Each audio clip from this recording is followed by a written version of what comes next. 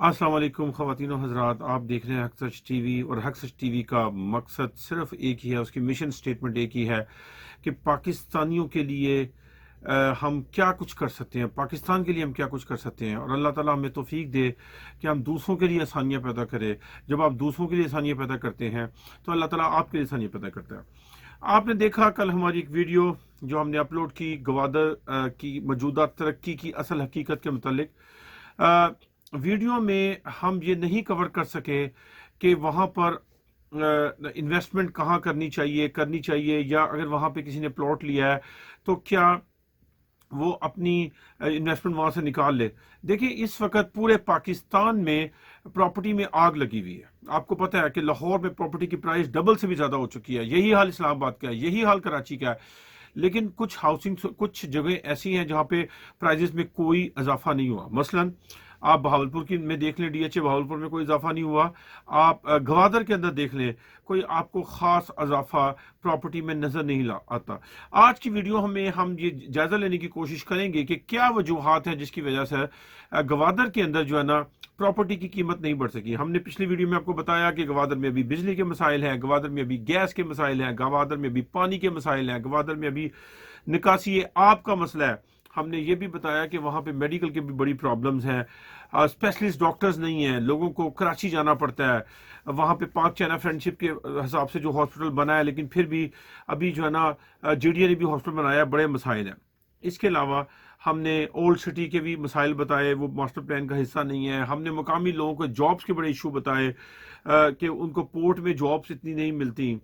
और सबसे बड़ा मसला जो हमने बताया कि पोर्ट अभी सिर्फ 9% जो है ना एक्टिव है। 9% गवादर की पोर्ट सिर्फ एक्टिव है। अच्छा, अब देखिए, गवादर के अंदर दो तरह की हाउसिंग सोसाइटीज हैं, एक गवर्नमेंट हाउसिंग सोसाइटी और एक प्राइवेट हाउसिंग सोसाइटी। अमूमन ये होता है कराची में या लाहौर में या इस्लामाबाद में लोग प्राइवेट हाउसिंग सोसाइटियों को प्रेफर करते हैं। जिस तरह आपने देखा बहरिया टाउन और डीएचए, ये दो एक इंडस्ट्री स्टैंडर्ड्स हैं, और भी बहुत सी सोसाइटीज हैं, लेकिन जाहिर है ये दोनों में लिविंग स्टैंडर्ड्स काफ़ी अच्छा है और इसको एक इंडस्ट्री स्टैंडर्ड माना जाता है। मजीद डिस्कस करने से पहले इस वीडियो को लाइक करें, हक सच टीवी को सब्सक्राइब करें और बेल आइकॉन पर ज़रूर क्लिक करें। लेकिन गवादर के अंदर उल्टा है। गवादर में लोग गवर्नमेंट हाउसिंग सोसाइटियों के अंदर इन्वेस्ट करना पसंद करते हैं। गवर्नमेंट हाउसिंग सोसाइटियों की लोकेशन ज़्यादा करीब है, पोर्ट के करीब है, और गवादर में प्राइवेट हाउसिंग सोसाइटियां, उनके हालात बहुत ख़राब है। और प्राइवेट हाउसिंग सोसाइटियां इस वक्त आपको सिर्फ कागज़ पे नज़र आती हैं, माफ़ कीजिएगा। अच्छा, आपको मैं पहले बता दूं, गवर्नमेंट में जो सबसे प्राइम लोकेशन की सोसाइटी है इस वक्त पब्लिक गवर्नमेंट हाउसिंग सोसाइटी, वो है संगार हाउसिंग सोसाइटी। इसके अलावा एक और new town housing scheme Gwadar, वो भी गवर्नमेंट की हाउसिंग सोसाइटी और ज़बरदस्त लोकेशन है उसकी। जीडा, ये एक इंडस्ट्रियल स्कीम है गवर्नमेंट की।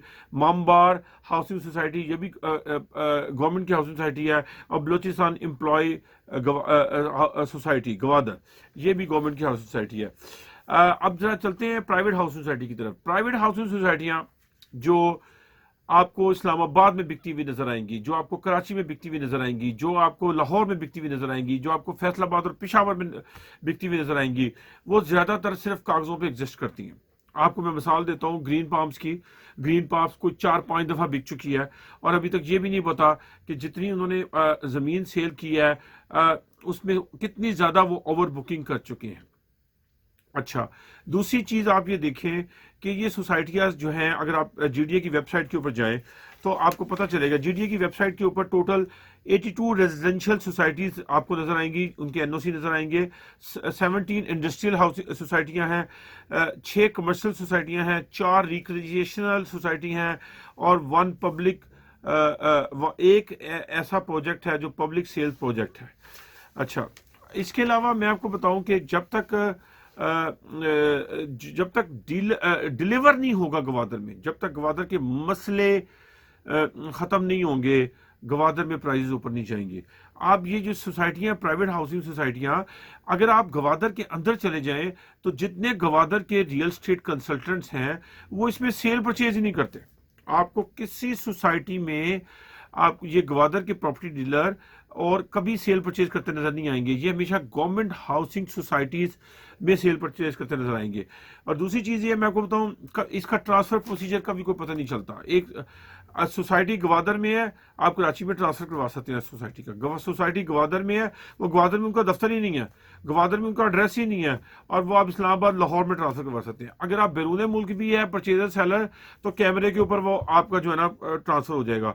کوئی کسی جس طرح آپ ڈی ایچ اے میں چلے جائیں, لاہور میں اتنے سخت قوانین ہیں ٹرانسفر کے متعلق, جس طرح آپ ایل ڈی اے میں چلے جائیں, کسی قسم کا کوئی ان کا طریقہ کار نہیں ہے. اور دوسری چیز ٹرانسفر کرنے کا, دوسری چیز بہت سی سوسائٹیز ایسی ہیں جو اتنی دور ہیں.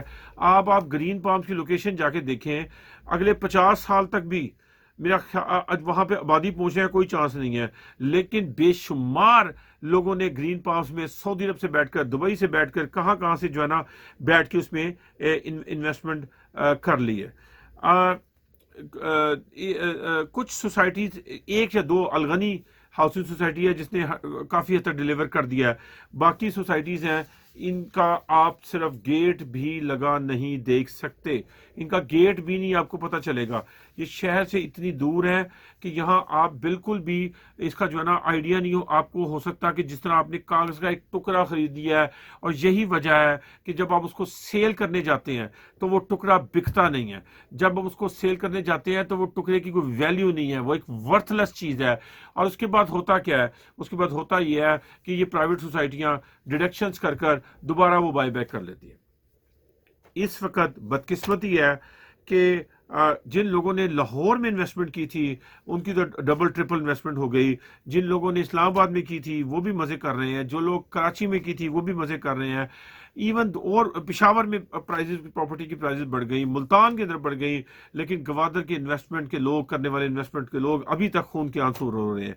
میں صرف آپ سے یہ ریکویسٹ کرنا چاہتا ہوں کہ اگر آپ نے انویسٹمنٹ کرنی ہو تو صرف اور صرف گورنمنٹ کے پروجیکٹ میں کریں, اگر کرنی ہے تو جو ایک سیکیور انویسٹمنٹ کنسیڈر کی جاتی ہے. دوسری چیز یہ ہے کہ گوادر میں جب تک یہ گوادر شہر کے جو مسائل جو ہم نے ابھی ویڈیو کے شروع میں ڈسکس کیے وہ حل نہیں ہوں گے, ڈیلیور نہیں کرے گی گورنمنٹ, آن گراؤنڈ چیزیں نظر نہیں آئیں گی, گوادر کی انویسٹمنٹ تقریباً ایک ڈیڈ ہی انویسٹمنٹ کنسیڈر کی جائے گی. اور ہم پچھلے 3-4 سالوں 2017 سے سن رہے ہیں کہ لاہور سے ڈائریکٹ فلائٹ چلائی جائے گی, آج تک نہیں چلائی گئی. آج بھی کراچی سے فلائٹ جاتی ہے, اسلام آباد سے چلائی جائے گی, نہیں چلائی گئی. گوادر کا ایئرپورٹ تیزی سے تکمیل کے مراحل میں گزر رہا ہے. ابھی میں سمجھتا ہوں کہ گوادر میں کچھ تھوڑا ٹائم لگے گا. یہ ایک بہت لانگ ٹرم انویسٹمنٹ ہے.